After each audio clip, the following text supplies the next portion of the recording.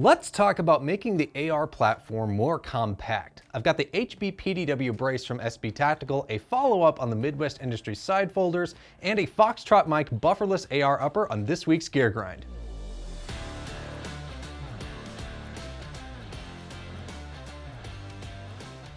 Alright, I'm an AR guy. I've been tempted by the siren song of the Q Honey Badger. But what if we could get that vibe without dropping 2 mortgage payments on a PDW? Enter the SB Tactical HBPDW brace. Fit. Get ready for it. This brace and recoil system setup can be used with pretty much any mil-spec AR-15 setup, including the Aero Precision M4E1. The original Honey Badger brace needed a proprietary upper receiver and guide rails, and this revised design basically drops in on any AR-15. And yes, you do get a short buffer and spring with this setup. If you're building something in 5.56 or 300 blackout, there's a lighter version with a standard buffer, or if you're doing 9mm, there's a version that includes a heavier steel buffer for that application. All told, it's pretty straightforward to install, and you'll definitely want to chuck this up in a receiver block on your vise. Feel.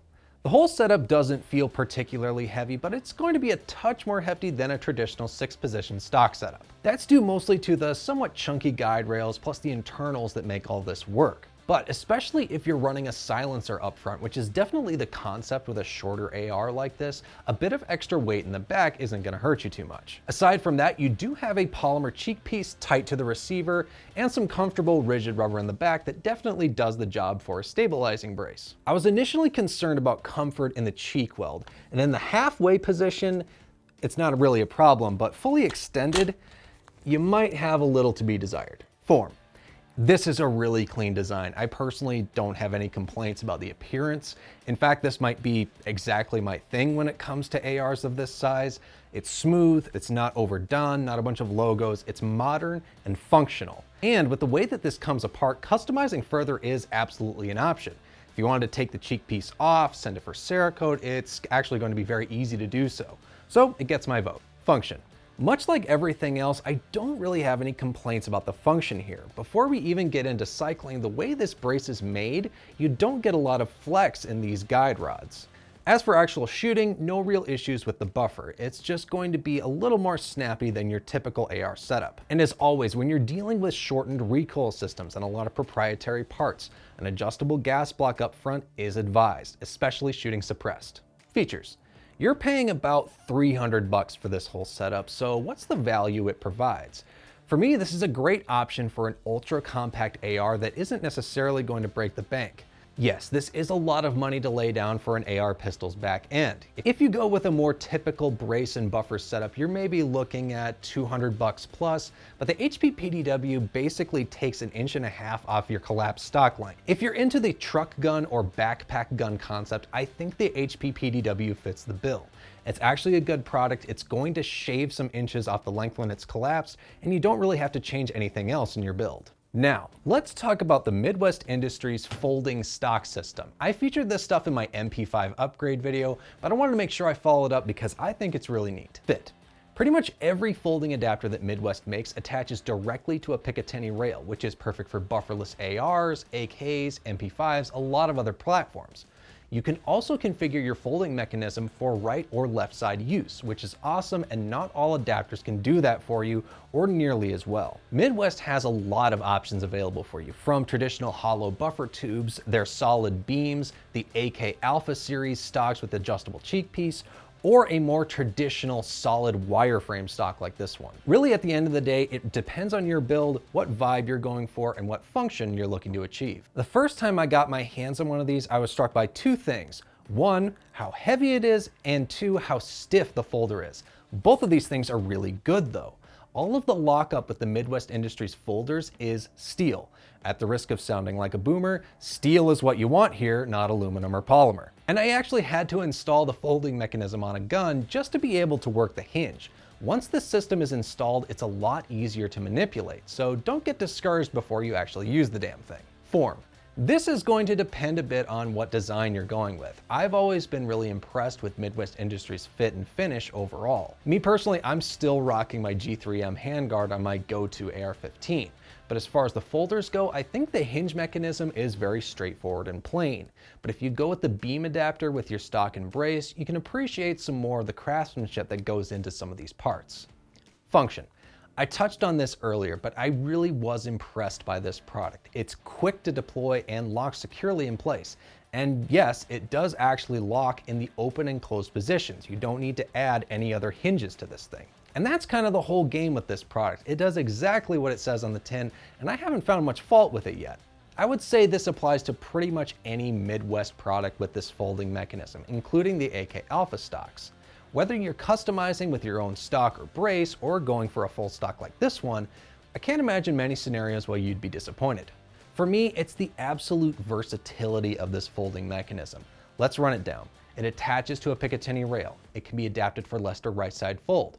All steel lockup. This means you can basically put a folding stock on any platform that can have a Picatinny rail in the rear. Bufferless ARs, AKs, MP5 clones, you name it. You really can run your gun any way you want. And there's a few different systems out there for this, but I think Midwest has the best selection and overall has it completely figured out. It's simple, elegant, and you can use it with just about anything. So, that's all well and good, but we need an upper receiver that doesn't need a traditional buffer to make this work on an AR-15. So let's take a look at this side charging upper from Foxtrot mic that makes it all work. Fit. Naturally, the Foxtrot mic upper attaches directly to a standard AR-15 lower.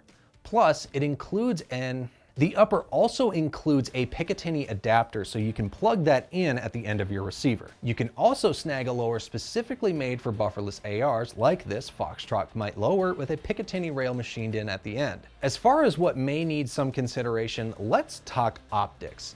This upper and rail have a significant rise versus a standard AR receiver. I thought this difference in height would throw off a standard riser mount by a lot, but it is surprisingly comfortable with this stock. I would say stay away from the very tall riser mounts that have come into fashion with this particular upper. Your height over bore is going to get a little bananas. At the very least, look into a stock with adjustable cheek weld. Feel. Being that the upper and handguard have some significant buildup to accommodate the internal recoil system, this upper is a little heavier than your standard 16-inch AR upper. The difference isn't egregious though. This isn't a piston upper. You're still using a straight up gas tube and a good barrel profile. Besides that, you also have the side charging handle. Positioned forward on the handguard, it can be swapped from right to left side, and I think the handle itself is pretty sweet, but you'll notice it's a bit stiffer to charge compared to an average AR.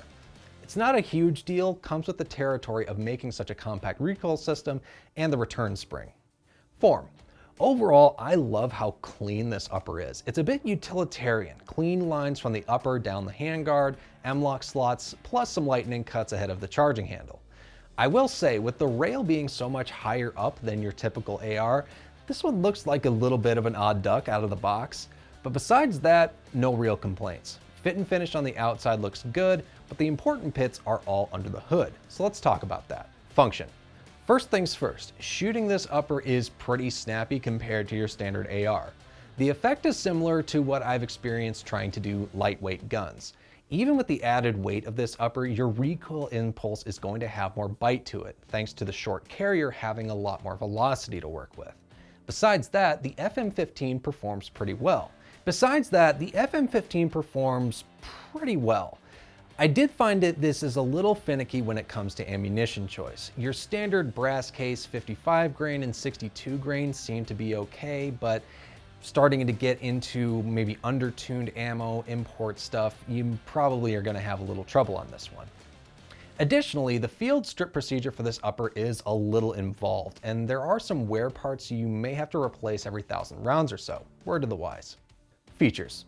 Obviously, being able to fold up your AR stock for compact storage is a really cool feature, but there's a lot of competition out there now with the CMMG Descent, PSA Jackal, and Brownell's BRN 180 to name a few. But Foxtrot mic has the distinct advantage of being the lowest price of all three. This upper comes in at around $700, which is about $100 cheaper than a Jackal. which is pretty awesome considering PSA is the budget brand in the AR world. The FM15 in my experience is not without issues, but many of these bufferless adaptations have their faults. But the price is nice, and all things considered, it works pretty well. I hope you all enjoyed this week's gear grind. Next week we'll pick up with some more AR upgrades, maybe something for your AK as well. And as always, if there's a gun or upgrade you want me to go hands-on with, slap a comment down below. I'll give you my honest take on it in a future video.